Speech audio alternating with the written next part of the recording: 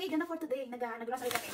Tatlo pinuntahan namin. OMG, yung Oriental Merchandise Gold, and Mekong yung Asian store. So, dito muna tayo sa ko ba ito nabili? Sa Mekong. So, meron tayong original shrimp chips. Ito gusto ko to, nung nasa Saudi ako, yung pwede mo siyang ihalo sa anumang tea. Ito yung tawag dito, yung butterfly tea, flowers tea. At meron akong dalawang pinabili for cholesterol and for sugar balance. And ginger powder, kasi paste lang ako meron dyan. And suka, dato puti, pang paksiw. And this Skyflex, pang snacks lang yan. So, okay. And dumpling, steam ko siya.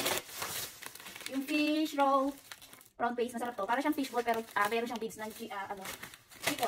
At yung panibagong po, namin favorite, Korea kimchi, pero ano siya yung, ano ba yung gulay weight siya? Radish. Ito, gulay lang to. Sitaw, bawchok. And sayote, bala ko kasi niya. Ay, ano. So, ito naman sa OMG. So, bumili kami ng classic isimada, dalawa. Tapos, tika tatlong hopya.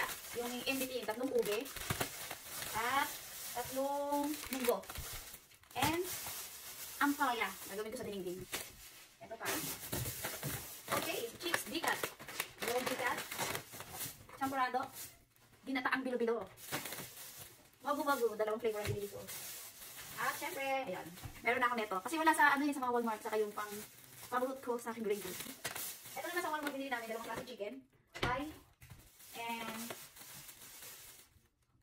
drumstick, at yung juice namin. Ito yung pinaka-juice namin lang, dalawa. So yun, pinabili namin sa tatlong store.